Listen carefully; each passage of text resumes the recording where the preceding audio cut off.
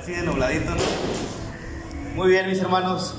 Pues como bien dijo el pastor, perdón, esta tarde vamos a estar estudiando Romanos capítulo 3. Si quieres ir abriendo tu Biblia, Romanos capítulo 3, versículos 21 a 31.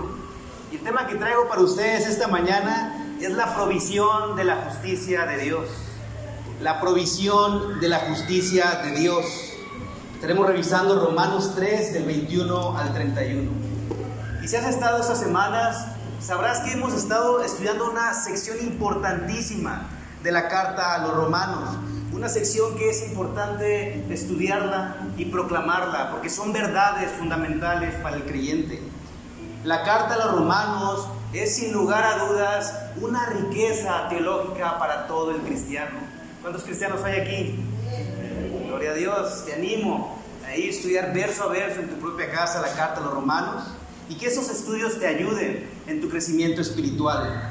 El teólogo R.C. Sproul dijo lo siguiente con respecto a esta carta: el estudio de la carta a los romanos es vitalmente necesario para la salud espiritual y la comprensión profunda del cristianismo. Ahora, el apóstol Pablo nos ha llevado a través de esos estudios cada domingo por medio de doctrinas bíblicas fundamentales que tú y yo debemos comprender. De manera resumida, hemos visto, número 1, el Evangelio de Dios. Número 2, la culpabilidad del ser humano ante Dios. Número 3, el justo juicio de Dios, porque Él es justo, amén. Y número 4, vimos la insuficiencia de la ley para justificar a los pecadores. Estos 4 puntos que el apóstol Pablo ha desarrollado hasta este momento dan evidencia de que la humanidad, tú y yo, tenemos una gran necesidad. ¿Por qué? Por la justicia de Dios. Necesitamos la justicia de Dios. Pero Pablo nos ha dado a entender y nos ha enseñado, inspirado por el Espíritu Santo, de que no hay nadie que pueda alcanzar el estándar de Dios. Nadie de los que estamos aquí, ni de ninguna generación, va a poder cumplir a la perfección la ley moral de Dios. Es bastante claro en Romanos capítulo 3, versículo 10. No hay justo, ¿qué dice? Ni aún uno. Ciertamente son malas noticias, ¿verdad, hermanos? Si el argumento aquí terminara, si Pablo terminara su argumento aquí, son muy malas noticias para ti y para mí, porque solamente habría un destino para nosotros: una separación total y eterna de la presencia de Dios. Tú y yo lo conocemos como el infierno. Allí es donde tú y yo estaría nuestro destino, si Dios no hubiera proveído una salvación. Pero Dios sí la proveyó, y su nombre es Jesucristo. Recordemos que antes de que el apóstol Pablo comenzara su argumento acerca de la culpabilidad del hombre, ¿qué dice Romanos capítulo 1, versos 16 y 17? El Evangelio es poder de Dios. ¿Para qué? A todo aquel que cree. Y esa segunda parte es clave, verso 17. Porque en el Evangelio la justicia de Dios se revela. El Evangelio son las buenas noticias de Dios para una humanidad caída y rota. Ahí estamos tú y yo, hermanos y hermanas. Somos una humanidad caída en pecado.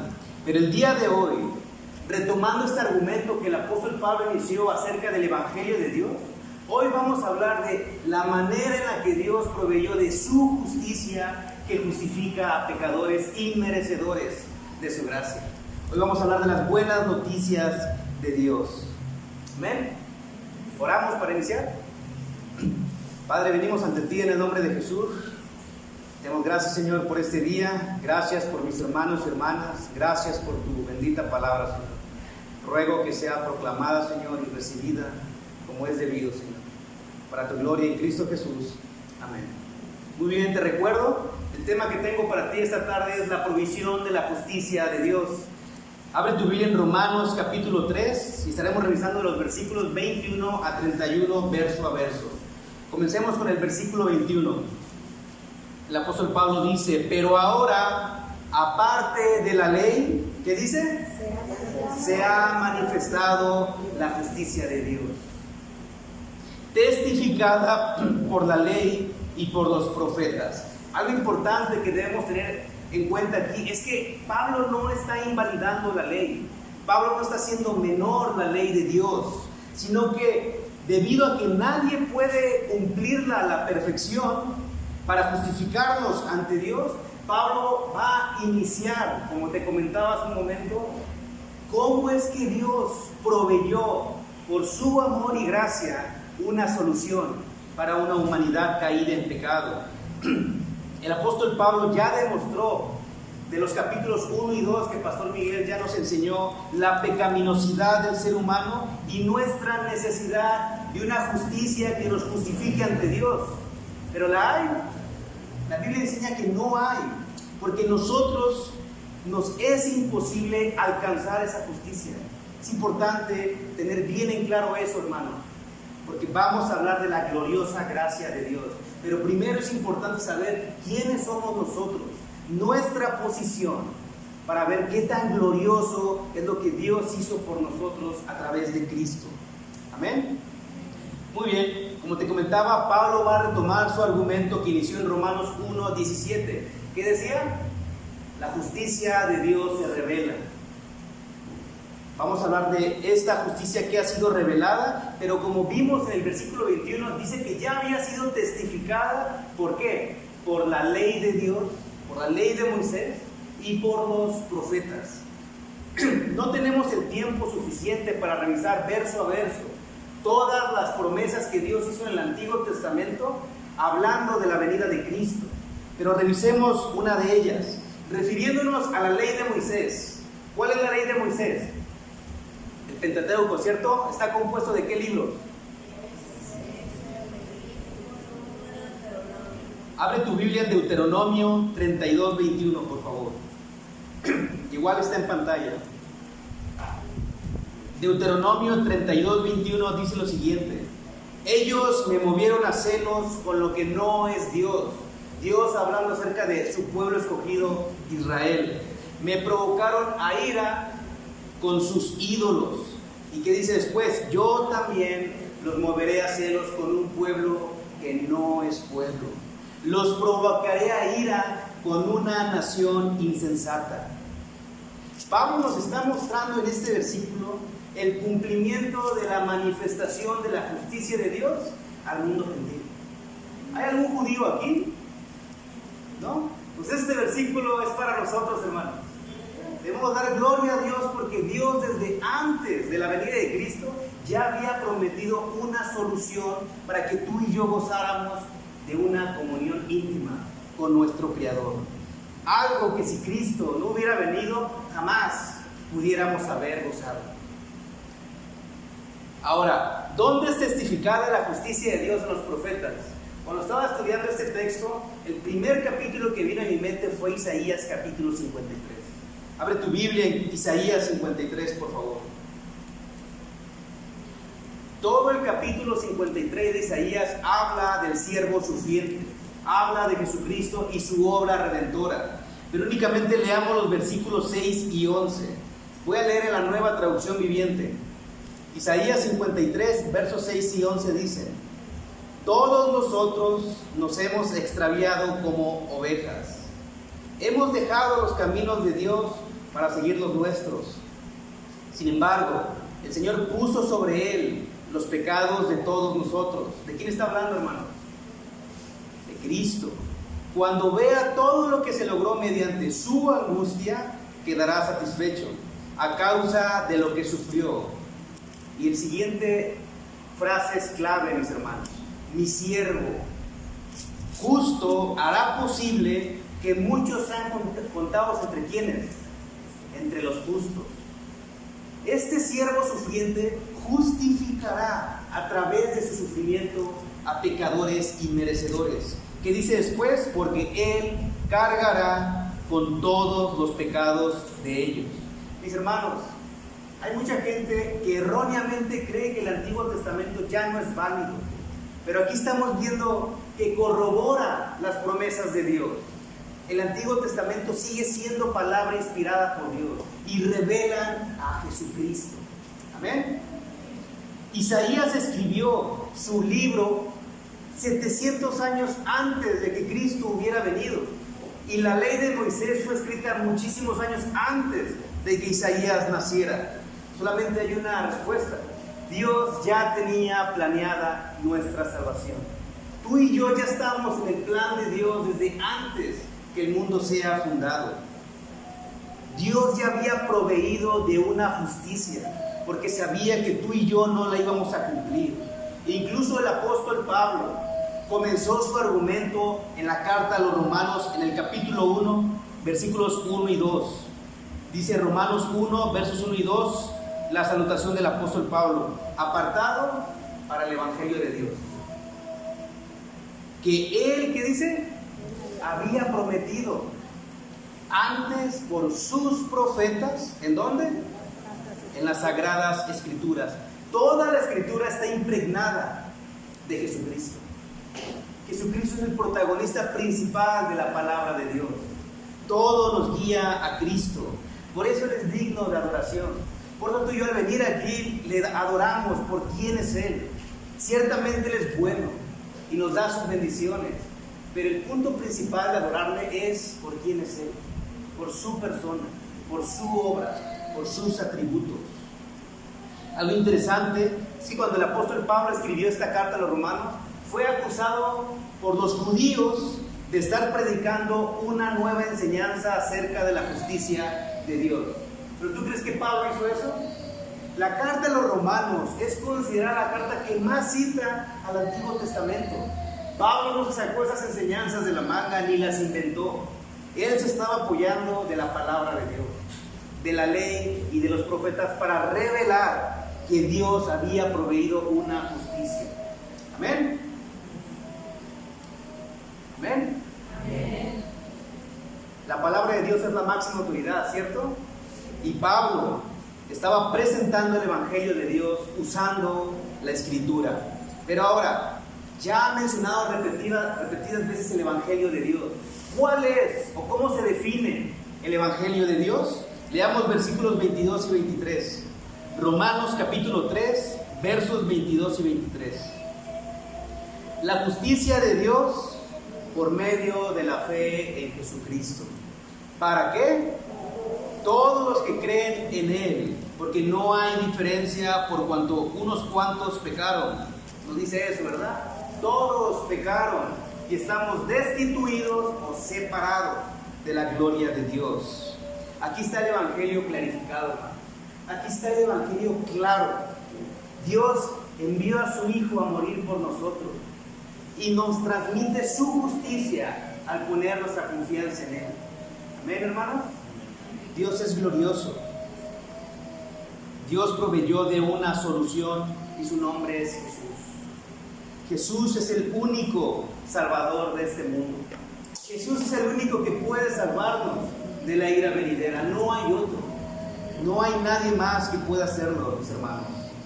La justicia de Dios es satisfecha cuando una persona reconoce su incapacidad de alcanzar el estándar de Dios a través de la ley moral. Pero no solamente eso, sino que pone su confianza ¿en quién? En Cristo, en su persona y en su obra.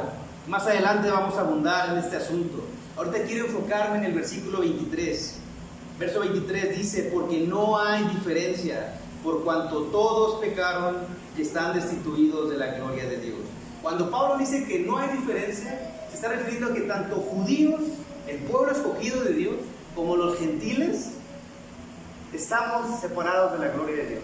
La humanidad en general está separada de la gloria de Dios bajo su justo juicio.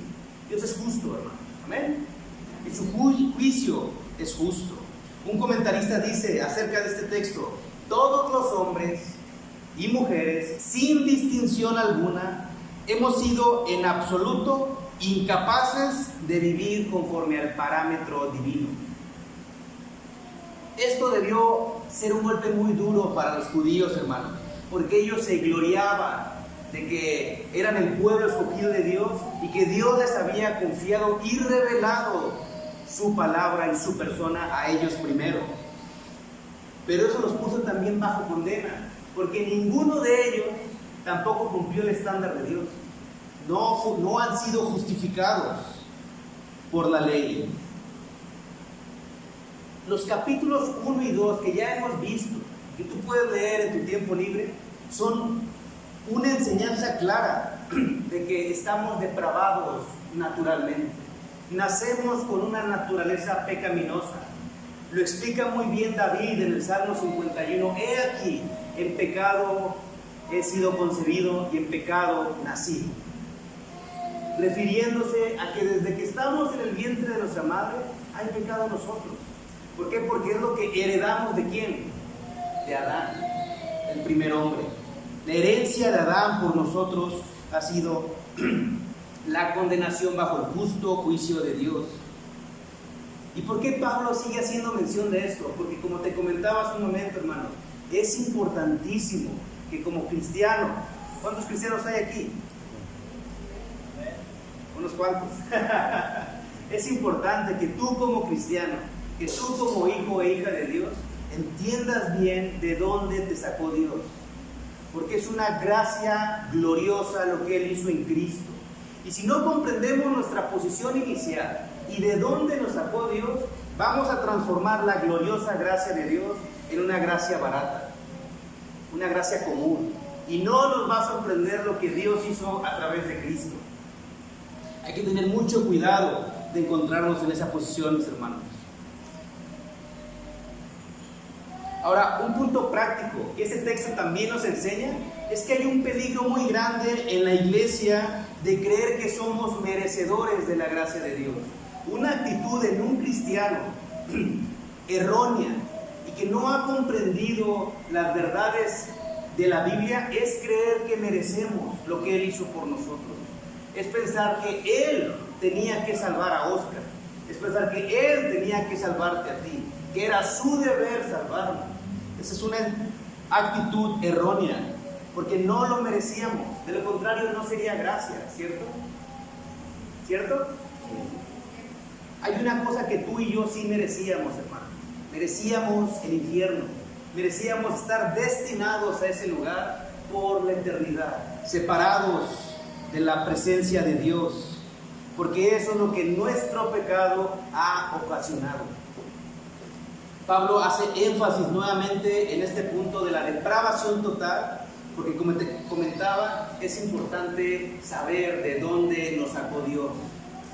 Porque si no comprendemos de dónde nos sacó Dios, no le vamos a alabar como es debido, no vamos a rendir la adoración como Él merece, no vamos a ni siquiera tener el deseo de obedecerle, porque como Él tenía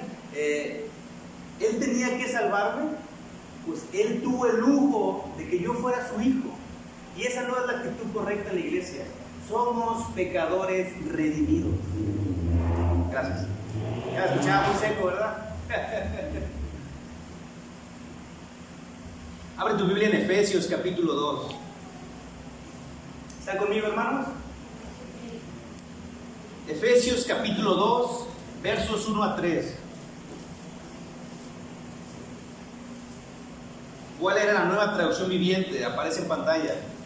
Pablo dice, Efesios 2, 1 a 3. Antes, ustedes estaban muertos a causa de su desobediencia y sus muchos pecados.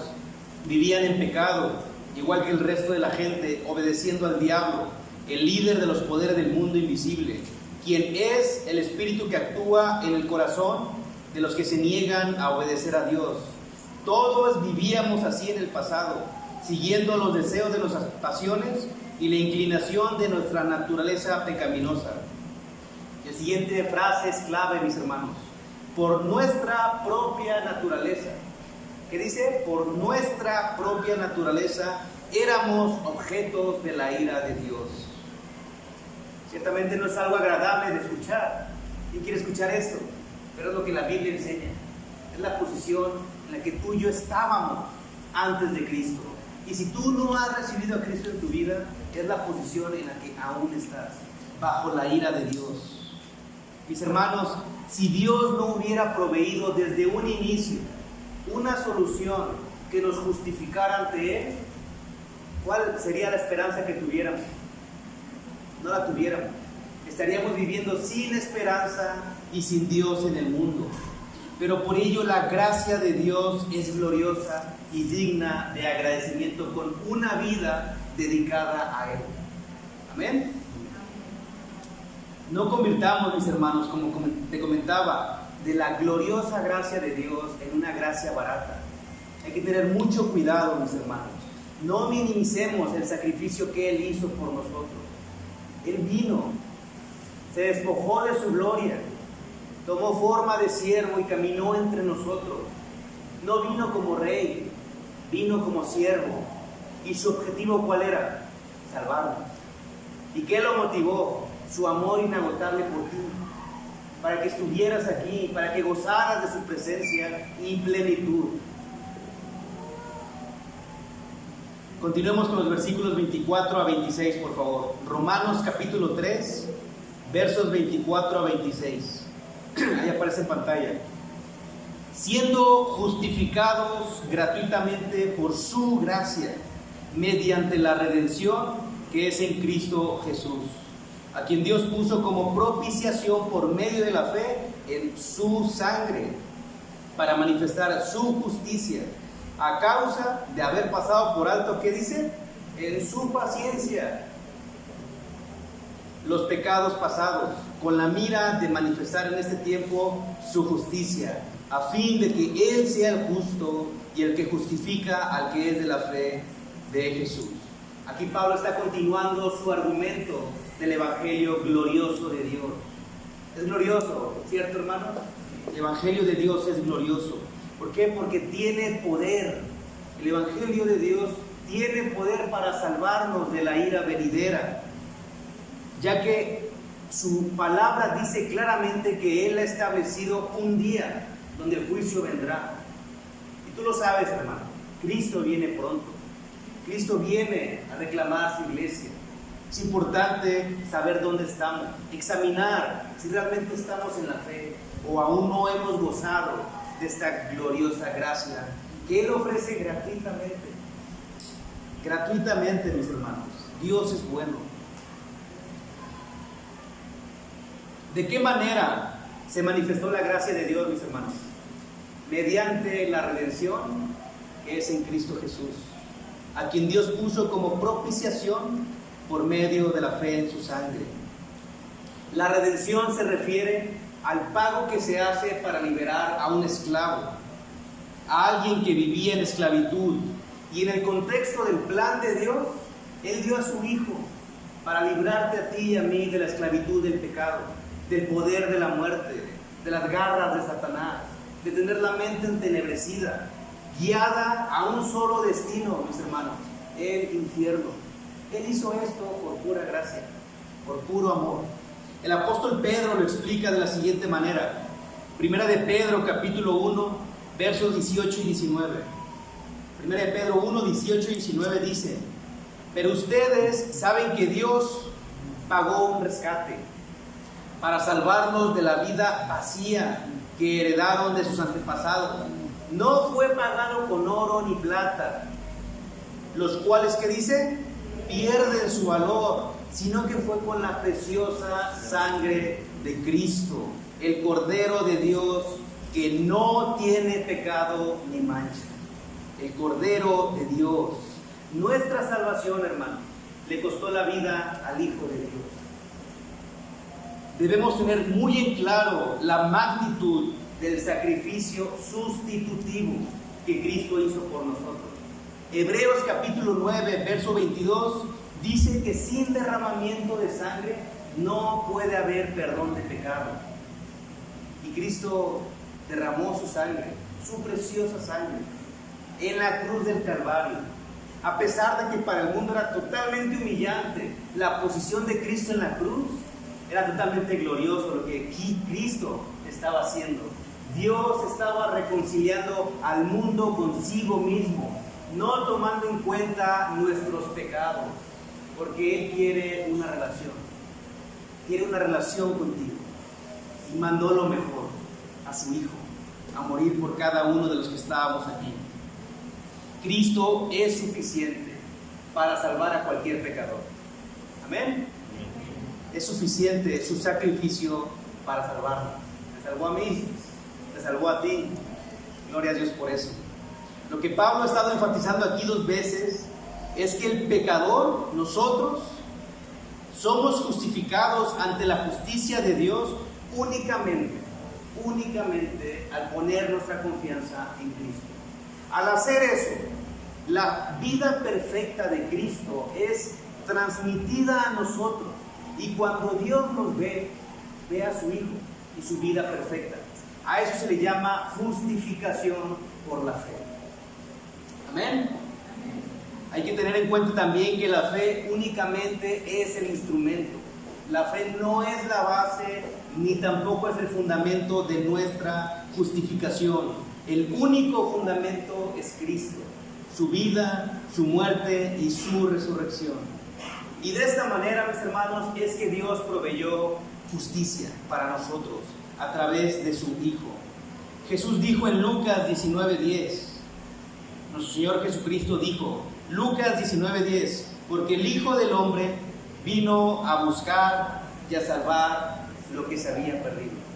Yo estaba ahí, hermano. Toda la humanidad estaba allí. Y a pesar de que ni siquiera buscábamos a Dios, o nos preguntábamos, ¿salvación de qué? Yo no necesito que nadie me salve. Yo tengo una vida buena, no le hago daño a nadie, soy moralmente y éticamente correcto. ¿Por qué necesito ser salvado? Porque ha sido claro, Romano. Porque bajo el estándar moral de Dios fallamos. Ante su ley no hay nadie que se pueda parar y decir, yo la cumplo a la perfección.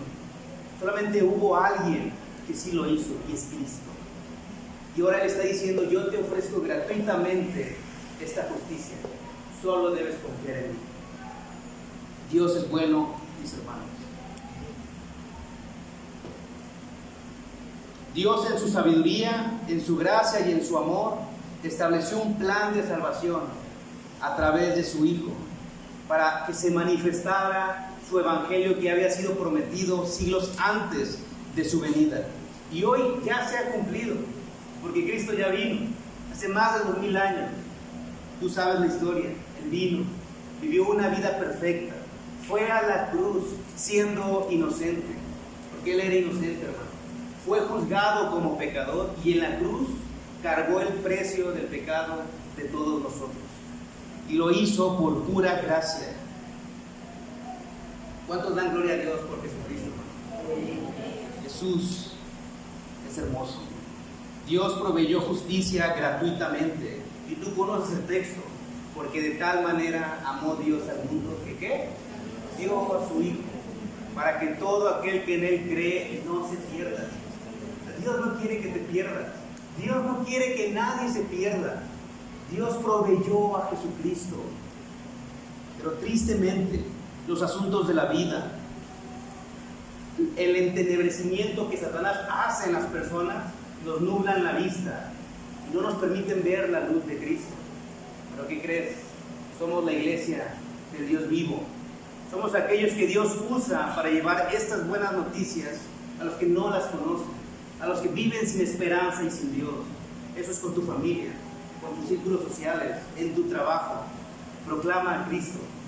No te quedes con el regalo que Él te ha dado, proclámalo. Amén. Hablando acerca del sacrificio de Cristo y lo que hizo por nosotros, de manera práctica, la pregunta en juego al estudiar este texto que vino a mi mente fue clara. ¿Valoro mi relación con Dios? Dios me confrontó cuando estaba estudiando este texto. ¿Valoro mi relación con Dios? Valoramos nuestra relación con Dios. ¿Cuánto tiempo le dedicamos a estar con Él, a hablar con Él, a dejar que nos hable a través de su palabra? ¿Cuánto tiempo dedicamos al Señor? ¿O los asuntos de la vida son más importantes, que nos tienen tan ocupados que no tenemos tiempo para Él? Hermanos, debemos comprender que éramos enemigos de Dios y perfectos candidatos de su ira, pero Él envió lo mejor para salvarnos y para decirnos: te amo y quiero comunión contigo, quiero estar contigo, quiero que me busques, no vayas a otro lado, ven a mí. Yo te hice y yo te volví a comprar. Ven a mí, dice el Señor Jesucristo. No hay otro, mis hermanos. El apóstol Pedro lo dijo en Hechos 4:12, porque no hay otro nombre bajo el cielo dado a los hombres en que podamos ser salvos. ¿Solo en el nombre de quién? En el nombre de Jesús. Continuemos con el verso 27 y 28. Romanos 3, versos 27 y 28.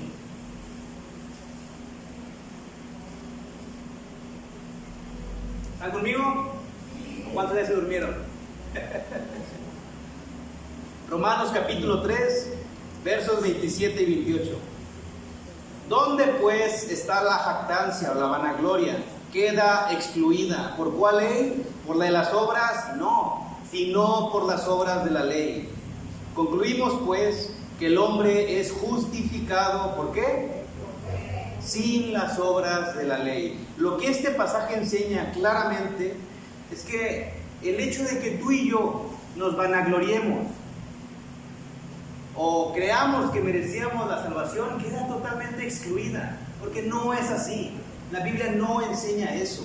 Pablo vuelve a retomar el argumento con el que inició, desacreditando a los judíos que se vanagloriaban por tener su ley, aunque esa misma ley los condenaba. Ahora, ¿por qué crees tú, hermano y hermana, que Pablo reitera una y otra vez el hecho de que tú y yo no tenemos ningún mérito para nuestra salvación?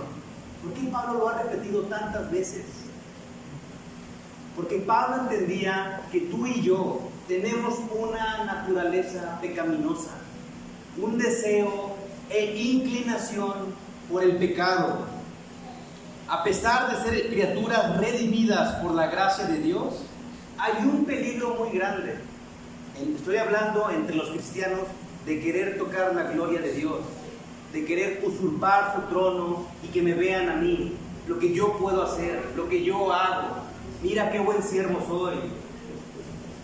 Volvemos al mismo punto. Somos justificados por la fe o por las obras. Ciertamente, una vida piadosa es en respuesta de lo que Él hizo. Y obviamente tenemos que hacer obras piadosas que den evidencia de que hemos sido salvados.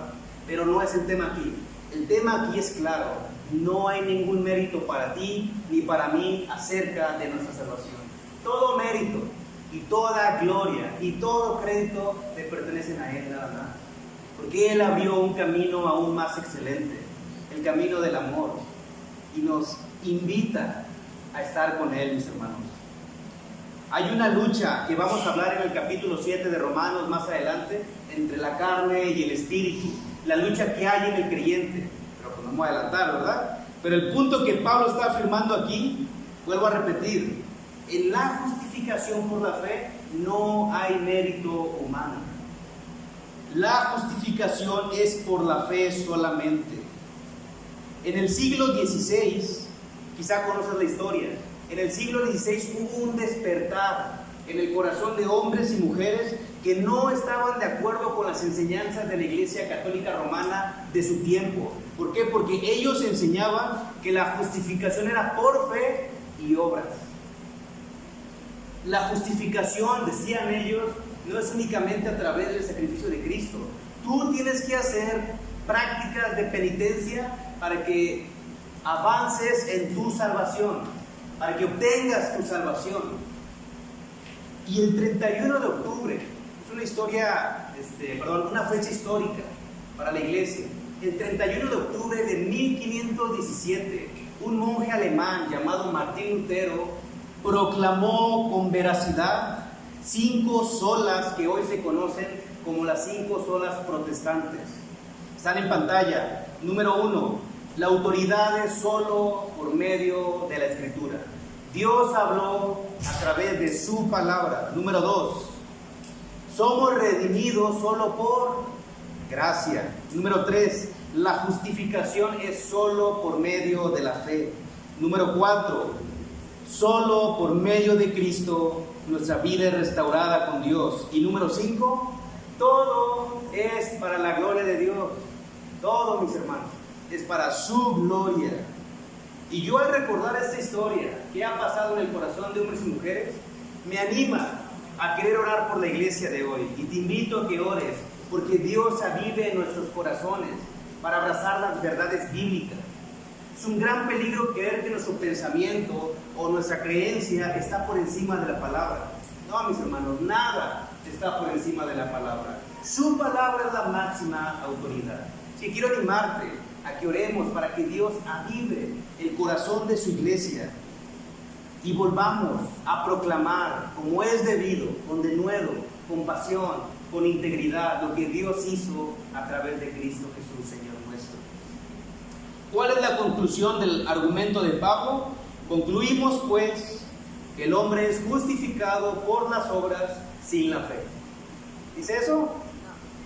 No, no dice eso. Justificados por fe, sin las obras de la ley. Leamos los versículos 29 y 31 para concluir. Romanos capítulo 3, versos 29 y 31. ¿Es Dios solamente Dios de los judíos? ¿No es también Dios de los gentiles? Ciertamente también de los gentiles, porque Dios es uno, y Él justificará por la fe a los de la circuncisión, y por medio de la fe a los de la incircuncisión. Luego por la fe invalidamos la ley, ¿qué dice? Sino que confirmamos la ley. Ya hemos hablado acerca de que Dios ha extendido su gracia para salvar tanto a judíos como a gentiles, únicamente a través del sacrificio vicario o sustitutivo de Cristo. Pero la enseñanza que debemos hacer énfasis es el verso 31.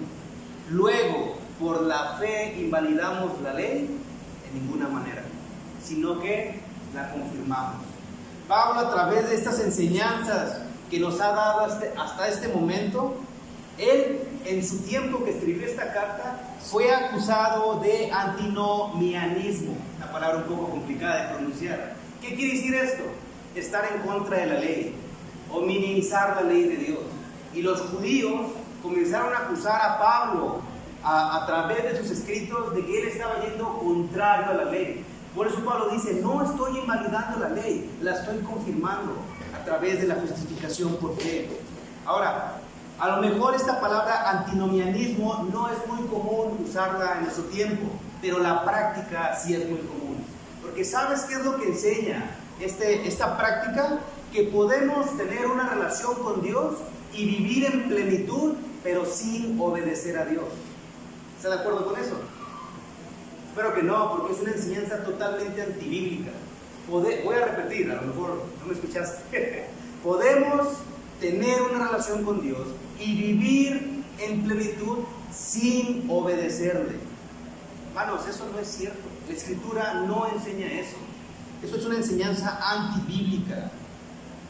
Y es por eso que Pablo está diciendo nuevamente, no estoy aboliendo la ley, no estoy yendo en contra de la ley, a través de Cristo la estoy confirmando. Romanos 10:4 dice, porque el fin de la ley es Cristo. Amén. Entonces ciertamente la estaba confirmando. ¿De qué manera? La ley nos muestra nuestra incapacidad de alcanzar el estándar de Dios, pero no se queda allí, no se queda en que solamente soy incapaz, sino que nos guía a conocer la provisión de Dios de la que hemos estado hablando el día de hoy. La ley es una guía que nos conduce a Cristo, mis hermanos. Abre tu Biblia en Gálatas. Gálatas capítulo 3 lo dice claramente. Ahí está en pantalla. Gálatas capítulo 3, verso 24. De manera que la ley ha sido, ¿qué? Nuestro ayo, o nuestra tutora, o nuestra guía. ¿Para qué? Llevarnos a Cristo. La ley nos lleva a Cristo, hermano. Entonces queda claro que Pablo no está invalidando la ley, la confirma al hablar del Señor Jesucristo y la justicia que nos es transmitida por la fe sola. Es glorioso esto, hermano. El Evangelio de Dios es glorioso y el fundamento es su amor inagotable, porque continúa diciendo, a fin de que fuésemos justificados por la fe. Te vuelvo a repetir, hermano. Dios hizo esta obra tan grande y tan gloriosa para que tengamos comunión con Él. La pregunta sigue estando en juego. ¿Lo valoramos? valoramos que Dios haya hecho todo esto por nosotros. Como pastor bien decía en la oración, tenemos hambre por Él, tenemos deseo por Él, por agradarle, por vivir en santidad. ¿O no lo tenemos? Ojalá que lo tengamos, ¿cierto, iglesia? Y si no, oremos a Dios para que avive nuestros corazones. En conclusión, con el estudio del día de hoy, mis hermanos, quiero hablar brevemente de una respuesta que debe haber por parte nuestra hacia Dios. Hay diferentes respuestas que debe haber, pero por el tiempo únicamente voy a tocar una. Esta justificación que Dios ha hecho por nosotros no es un permiso para pecar. El hecho de que Dios nos haya justificado gratuitamente por su gracia no es un permiso para vivir en pecado. Amén. Es un llamado a vivir en santidad. ¿Qué es la santidad, mis hermanos? Alguien diga. Estar apartado para un uso exclusivo o un propósito designado por Dios. Eso es vivir en santidad. Vivir bajo sus caminos y no los nuestros. Vivir bajo su voluntad y no la nuestra. ¿A qué nos ha llevado nuestra voluntad?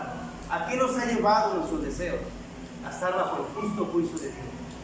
Es por eso que Dios proveyó una justicia para que hagamos un giro de 180 grados y le sigamos a Él. Sigamos a Jesucristo y no volvamos atrás.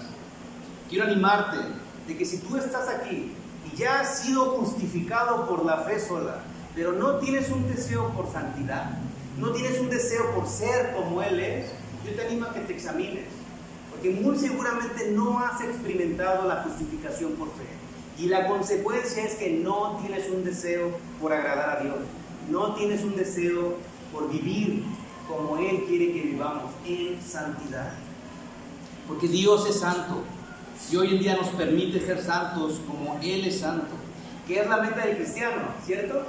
Los cristianos somos discípulos de Cristo, y si no queremos ser como Él, entonces hay un problema allí. Venir a la iglesia no nos salva, hacer obras moralmente correctas no nos salva. Solo Jesús es el que nos da esta salvación, y en consecuencia al recibir la salvación produce venir a la iglesia, produce estar en estudios bíblicos, porque es un deseo por buscarle, por anhelarle. Como este sábado decía Pastor Miguel, va a haber una noche de adoración y oración, y si tienes tiempo es un buen momento para venir y humillarnos ante nuestro Dios y decirle: Señor, quiero que avives mi corazón. ¿Cuántos quieren que Dios avive su corazón? Gloria a Dios, mis hermanos. Termino citando Romanos capítulo 8, versículo 1. Si tú estás en Cristo y has sido justificado por la fe sola, este es un versículo muy refrescante para nosotros. Ahora pues, ninguna condenación hay para los que están en Cristo. Pero hay una segunda parte, ¿cierto? Para los que no andan conforme a la carne, sino conforme al Espíritu. Mis hermanos, si Dios hizo una salvación tan grande, al no querer que sigamos viviendo en pecado, ¿por qué seguir viviendo allí? Si hay pecados ocultos, hay que confesarlos a Él. Hay que ponernos a cuentas con Él y arrepentirnos y decirle: Señor, yo quiero agradarte, ayúdame, porque mis fuerzas no puedo. Y Él va a contestar, lo va a hacer, porque Él es bueno y Él quiere comunión con nosotros. Pero como te comento, si no está este deseo de santidad, de agradarle en ti, yo te animo a que te pongas a cuentas con Dios. Porque si no estás gozando de ese regalo gratuito, sigues bajo el juicio de Dios, sigues bajo esta condena, y el único que te puede salvar es Cristo, y lo único que te pide es confiar en Él. Es todo lo que Él pide. De esta manera, Dios a través de Cristo nos pasa de muerte a vida, de oscuridad a luz, de ruinas a gloria. Hermano, quiero animarte: vive para Jesús, vive para Él. Amén. ¿Oramos? Padre, venimos ante ti en el nombre de Jesús y te damos gracias, Señor, porque eres bueno. Gracias por el Señor Jesucristo, por la salvación de nuestras almas. Sea tu nombre exaltado y glorificado siempre, Señor. Aviva el corazón de tu iglesia, Señor. Te lo pido en Cristo Jesús. Amén. Que les bendiga, hermanos.